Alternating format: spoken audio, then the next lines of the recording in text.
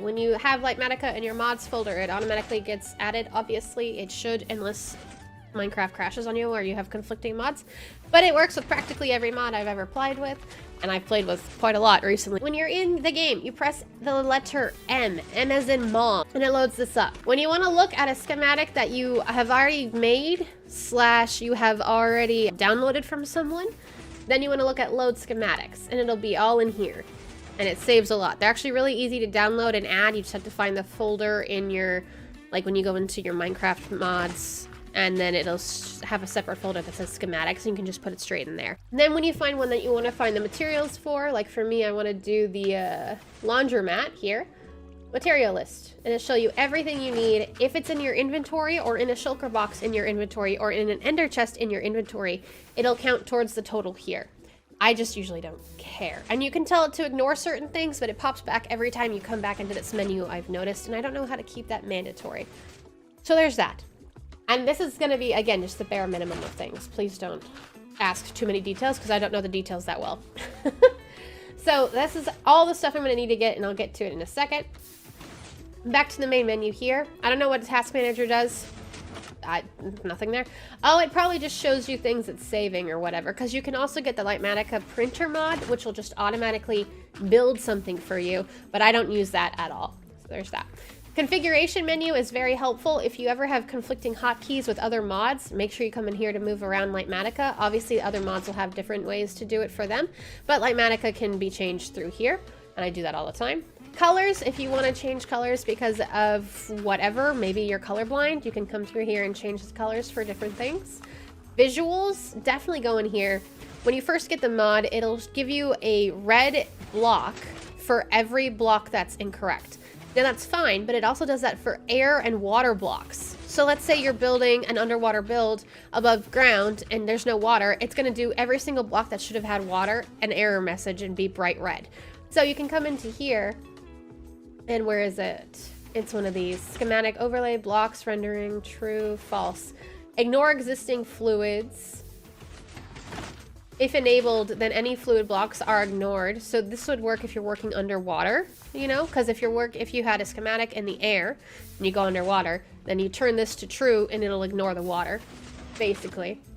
And then selection boxes, yeah, this one encloses, and there's another one for the opposite way as well. Yeah, overlay type missing. So there's also type wrong block here. Enable schematic for wrong blocks. So let's say you built the schematic with a full block or a half slab, but you built it with the opposite in your game, then it's going to give you an error message. Turn this to true, and then enables it for, sorry, the wrong state is what I'm talking about. So if it's at false, it won't yell at you, basically. I always have that on false. And a lot of these are already preset, so those are nice and easy to get to. Info overlays is basically whatever you need. Generic is meh, whatever. And then going back into the configuration menu though, where is it? Render layers is this last one. It's very important.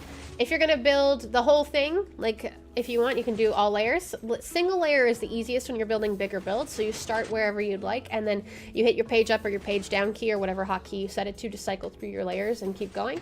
Or you could do a range. Let's say it's a big build and you only want a certain range, all above, all below, all of it, whatever. So to actually create a selection, let's say you're in a creative world or whatever, and you found something you want to make a schematic of, right? You're going to come up to wherever you want to start. This guy is technically a block down. It's going to do it the block your feet are on. Let's go down by one, just so it makes it easier. And you're going to hit the M button again.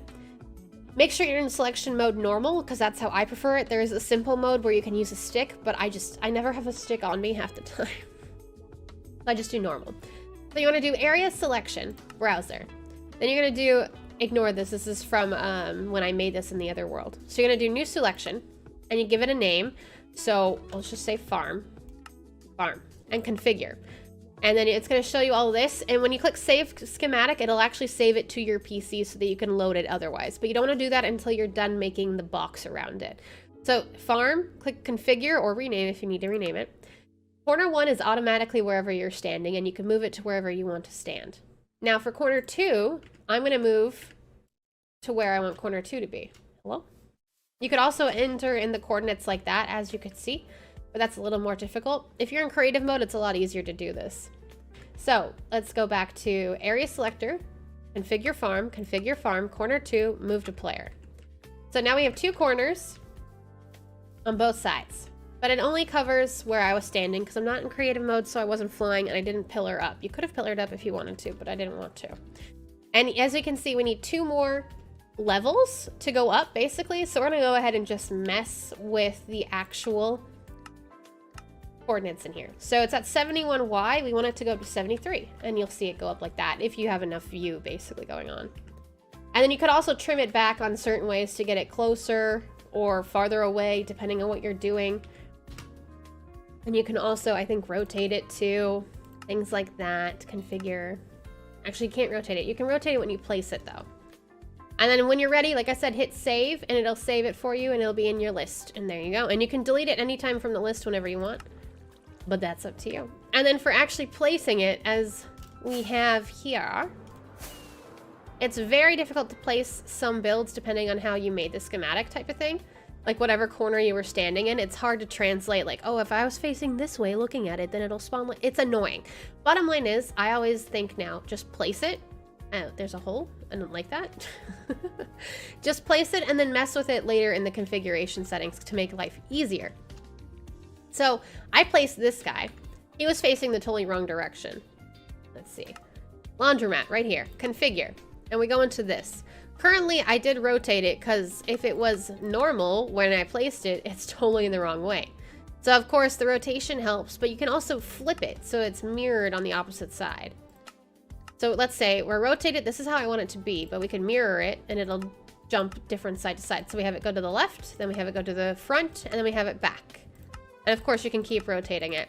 And then if you ever need to change the origin, like I said, you can again mess with the coordinates here to help you move your original square that it started in, which is this one, I believe.